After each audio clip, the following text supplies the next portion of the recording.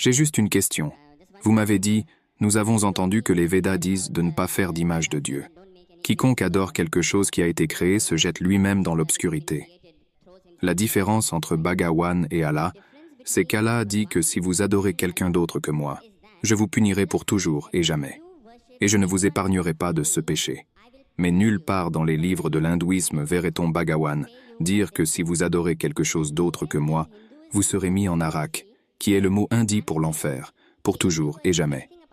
Maintenant, pourquoi je vous dis cela? C'est que le concept de Dieu dans l'islam, le christianisme et le judaïsme est le même selon lequel il est triste si quelqu'un adore autre chose que lui. Mais le concept de l'autre côté des religions, qui est l'hindouisme, le bouddhisme ou ses côtés, le concept de Dieu là-bas, je pense, est plus. Le Dieu de ces religions est plus miséricordieux, car il ne vous dit pas que je vais vous mettre en enfer si vous ne m'adorez pas. Bien que je comprenne que c'est mal d'adorer des idoles, c'est mal d'adorer des choses créées. Mais je ressens que parce que je ressens d'une certaine manière, vous savez, fondamentalement Dieu, il n'y a rien comme lui, n'est-ce pas? Alors pourquoi dans le Coran ou la Bible ou l'écriture juive, nous attribuons un sentiment humain à Dieu que, disons, mon père me donne tout, il me donne tout l'argent, et je donne cet argent aux pauvres, d'accord? Maintenant, un jour, si j'oublie mon père, ouais, alors mon père se sentira mal, mais c'est une nature humaine. Dieu est plus miséricordieux que cela. Même si je ne l'adore pas, il ne devrait pas avoir de problème. Vous savez, il ne devrait pas me mettre en enfer parce que c'est égoïste. L'égoïsme est une partie de la nature humaine, pas de Dieu, c'est ce que je ressens, selon ma compréhension. Frère Raoul est un vieil ami à moi, machallah. Chaque fois que je viens à Dubaï, pas une seule fois il n'y a une session de questions-réponses sans qu'il n'ait posé une question. Il me suit depuis de nombreuses années. Quand je suis venu en 2005, quand je suis venu l'année dernière et hier soir, nous avons eu une bonne session pendant quelques heures. Et bien qu'il n'ait pas mentionné son nom, c'est Raoul, machallah. Et nous prions pour qu'Allah le guide. Inch'Allah, qu'Allah lui donne la guidée. Et il pose toujours d'excellentes questions, toujours des questions difficiles, de très bonnes questions. J'aime ça. C'est un défi pour moi. Il me pose de nouvelles questions. J'aime les défis. Et je dis toujours, il pose une bonne question. C'est une de mes dernières questions, monsieur. Une de mes dernières questions. Dernière question avant d'accepter l'islam. Une de mes dernières questions. Avant d'accepter l'islam. Clarifiez ceci. Cela m'a vraiment interpellé, en fait. Il m'a dit qu'il ne serait pas prêt à accepter l'islam en public, donc je n'ai pas de problème avec ça. Non, il n'y a pas de problème. Clarifiez d'abord cela. Je vais clarifier avec vous. Et je ne vous demanderai pas d'accepter l'islam en public. Nous avons déjà fait cela hier. Monsieur, l'islam est une religion glorieuse et cela apporte beaucoup de paix. Je peux dire beaucoup de bonnes choses à son sujet.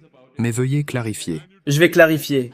Vous m'avez dit que vous avez passé plus de temps à étudier l'islam qu'à obtenir votre diplôme d'ingénieur. C'est vrai. Cela est vrai et j'ai pris plus de plaisir. C'est pourquoi j'apprécie aussi vos questions. Le frère a posé une très bonne question, très provocatrice, très rusée, une question difficile. Il comprend que toutes les religions, le christianisme, l'islam, l'hindouisme, disent qu'il n'y a pas de Dieu excepté un seul Dieu. Ne faites pas d'image, ne créez pas d'idole. Mais l'islam va plus loin. Il pardonnera tout autre péché. Il pardonnera tout péché, sauf le péché de shirk. Sourate Nisa, chapitre 4, verset 48. Sourate Nisa, chapitre 4, verset 116. Mais dans l'hindouisme, nulle part il n'est dit que si vous faites du shirk, Allah ne vous pardonnera pas.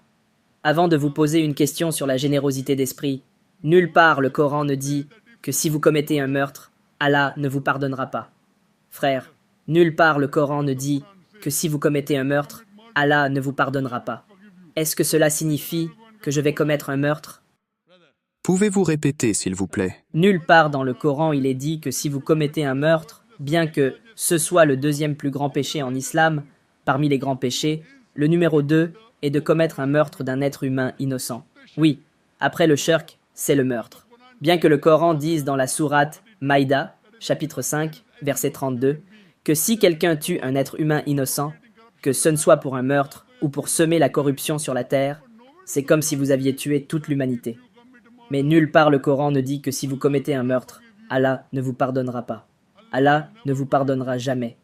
Est-ce que cela signifie que je vais commettre un meurtre? Non, bien sûr. De la même manière, quand les Védas ne mentionnent pas que si vous ne faites pas de shirk, Allah ne vous pardonnera pas, vous ne devriez pas commettre de shirk. Je comprends.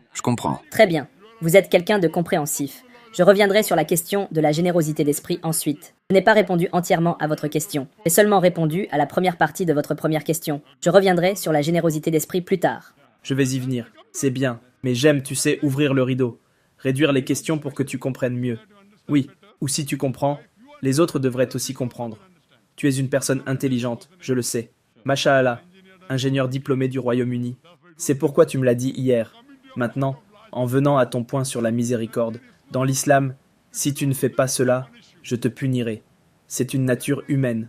Si le père donne de l'argent à son fils, le fils donne en charité, demain le fils ne demande pas au père, alors le père se sent mal.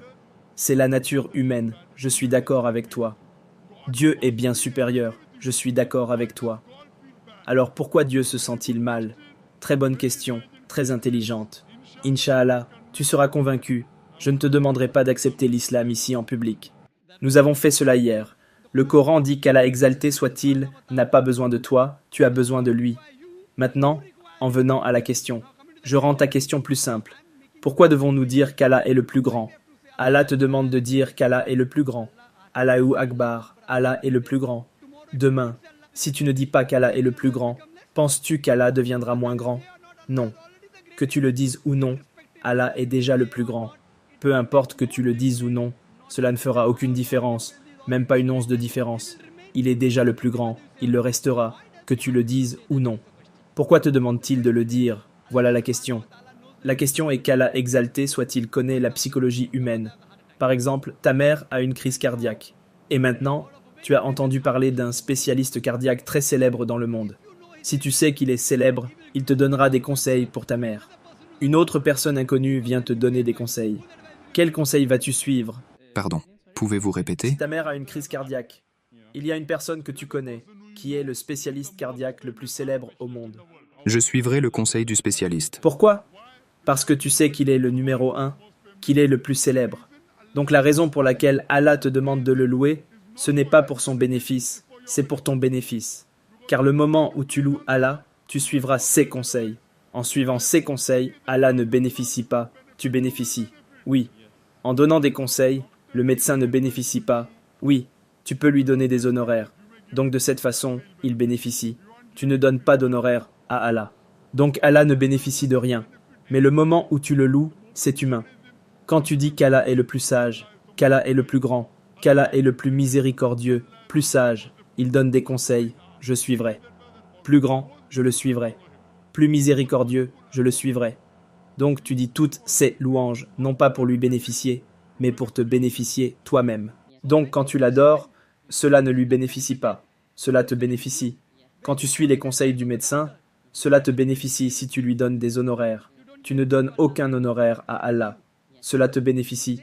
De la même manière, Allah est généreux. En te punissant, penses-tu qu'il bénéficiera? Non. En punissant, il devient un. Je vais y venir, frère Raoul. Laisse-moi terminer ma réponse. En te punissant, il ne bénéficiera pas. Mais il te donne une peur. Pourquoi?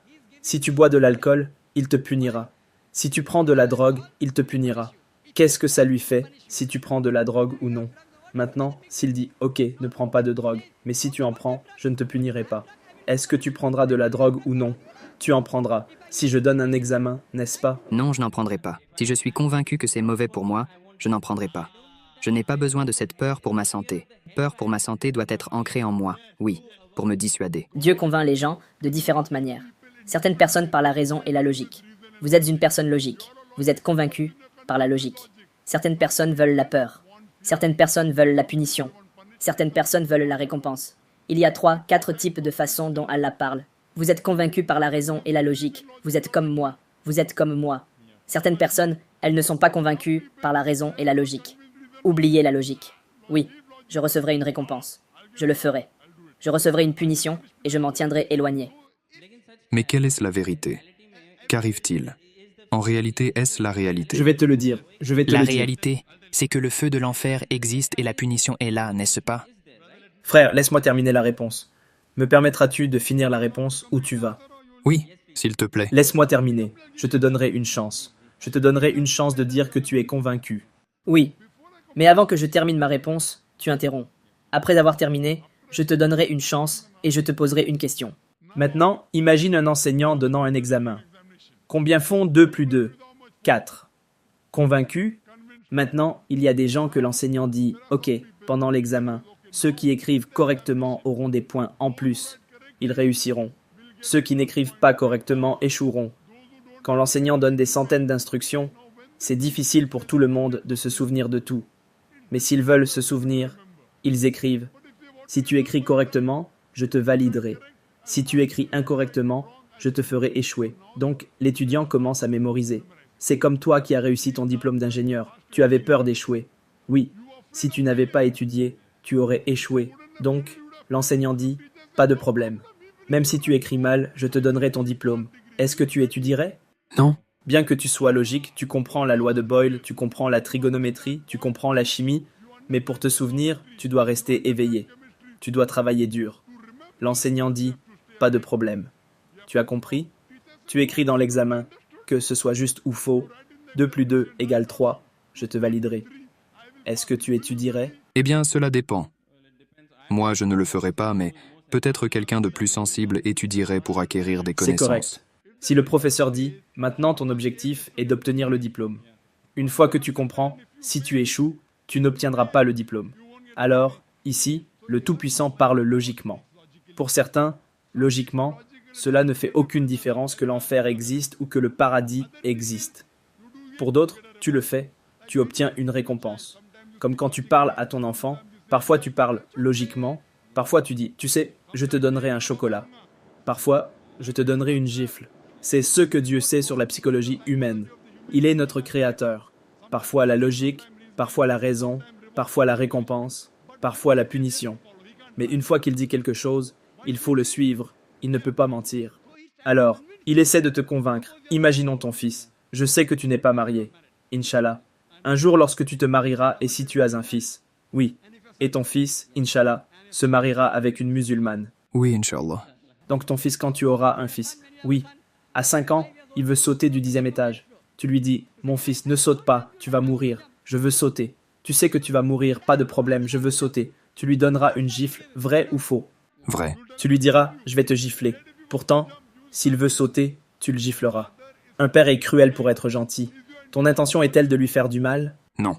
Donc, si ton fils dit, non, non, je fais juste semblant, peut-être qu'un moment tu penseras que tu vas le punir et que tu ne le feras pas.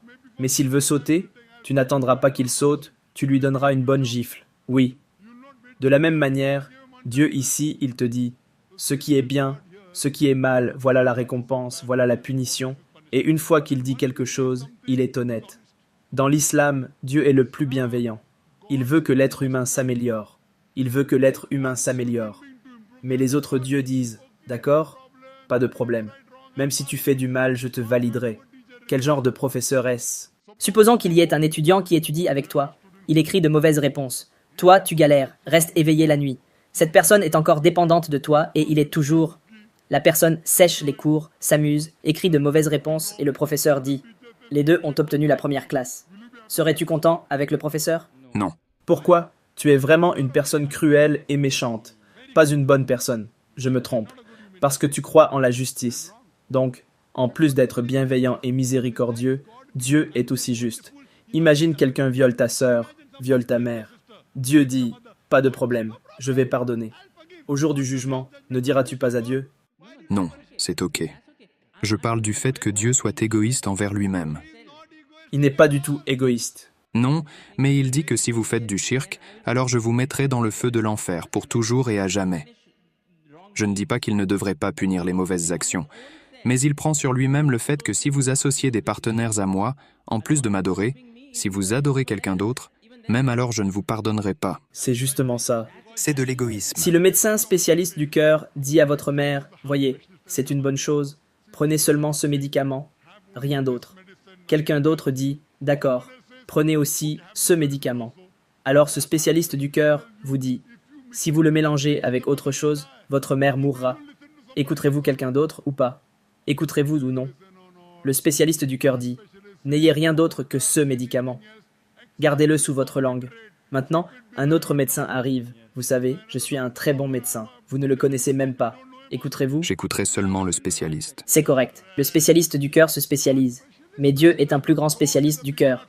Donc, Vous voulez suivre le spécialiste du cœur, mais vous ne voulez pas suivre votre créateur qui a créé votre cœur. Non, non, ce que je veux dire ici. Attendez, laissez-moi terminer. Donc vous, étant logique, quand vous voulez suivre le spécialiste du cœur, quand le spécialiste du cœur vous dit « N'écoutez personne d'autre car ils vous ont dit toute la vérité », ce spécialiste du cœur peut se tromper car il est humain, tout puissant. Dieu, quand il dit « Ne vénérez personne d'autre que moi », il sait que si vous pensez que quelqu'un d'autre est aussi le plus grand, et si vous suivez quelque chose de faux, cela vous nuira. Dieu ne veut pas voir ses créations être blessées. Il fait tout son possible pour vous donner un avertissement ultime. D'autres péchés, peut-être que je pardonnerai. C'est un type de meurtre, un type de péché, très mauvais, le deuxième plus grand. Mais si vous vénérez quelqu'un d'autre, vous pouvez tout faire. Vous pouvez commencer à tuer, vous pouvez commencer à prendre des drogues, vous pouvez commencer à violer. Trop dangereux. C'est le guide. Il est complet. Parce qu'il est le créateur. Il sait que personne d'autre n'est le créateur. Maintenant, quelqu'un d'autre essaie de se comporter comme un créateur, alors que Dieu sait que personne d'autre ne peut vous créer. C'est très dangereux. C'est la raison pour laquelle il dit que suivre des conseils, vénérer quelqu'un, obéir à quelqu'un comme au créateur. Pas obéir, normalement. Normalement, vous voulez obéir à un père, pas de problème. Obéir à une mère, pas de problème. Aller contre les commandements du tout-puissant Dieu, vénérer quelqu'un d'autre. C'est ce que j'essaie de découvrir. Est-ce le bon Dieu? Qui dit que si vous associez des partenaires à moi, je ne pardonnerai jamais ce péché? C'est un dilemme. Je me demande si un Dieu qui pense ainsi est le bon Dieu. C'est un Dieu correct. Vous dites qu'il est le bon Dieu, donc il sait. Pourquoi? Pourquoi? J'ai vérifié avec la science. Le Coran passe le test. Quand je mets la science à une écriture hindoue, elle échoue. Quand je mets la science à la Bible, elle échoue aussi. Donc, même si je suis d'accord avec vous, avec ma question précédente, peut-être que c'est ambigu. D'accord. 80% est prouvé être 100% correct. 20% est ambigu. Inch'Allah. Logiquement, même cela sera correct, si je dois le dire de cette façon. Mais l'autre manière, si un médecin l'a vu. Un argument plus fort serait que 100% est correct. 100% de celui-ci est prouvé être correct. Si 20% est ambigu est là. Je vais vous dire une chose, frère. Votre esprit n'a pas atteint ce niveau. Mon esprit n'a pas atteint ce niveau. La science n'a pas atteint ce niveau. Peut-être dans 100 ans, 1000 ans, il sera prouvé 100% correct. Nous sommes limités. Le problème est en vous et en moi, pas dans le Coran. De même, une personne très puissante, un spécialiste du cœur, connaît très bien ce sujet. Il sera sûr. Faites ceci, rien d'autre. Une personne qui n'est pas sûre, d'accord, prenez également ce médicament, prenez aussi celui-là. Donc, une personne très sûre d'elle-même, comme le grand tout-puissant, donnera ce commandement. Maintenant, il est très sûr. Vous n'êtes pas sûr de lui qu'il est le créateur. Une fois que vous êtes totalement sûr, vous suivrez. Je suis absolument certain que c'est la parole du Tout-Puissant. Vous ne l'êtes pas. Donc, une fois que vos recherches seront complètes, vous saurez très bien que les autres écritures ne passent pas le test. Je vous mets au défi de trouver une seule écriture que vous connaissez, qui soit même proche du Coran. C'est l'écriture la plus forte que j'ai. C'est certain. Donc, lorsque vous savez que je ne peux pas vous demander d'accepter parce que vous savez que nous avons parlé hier. D'accord, bien. Mais lorsque vous savez que c'est la chose, alors l'ego est en vous, pas dans le Tout-Puissant. L'ego est en vous. Non, je n'ai pas d'ego. Je vous ai dit que parmi tous ceux que j'ai lus, c'est le plus solide. Je prie le Tout-Puissant. Tu sais parce que je t'aime, Raoul. Oui, je t'aime aussi. Je t'aime. Je prie le Tout-Puissant pour te donner la guidance. Tu n'as pas besoin de proclamer. Tu m'as demandé hier, dois-je proclamer? J'ai dit non. Tu n'as pas besoin de proclamer. Donc, je pense que tu es une personne qui soumet sa volonté à Dieu et que Dieu te guide et te donne un bon partenaire de vie musulman. Merci, merci.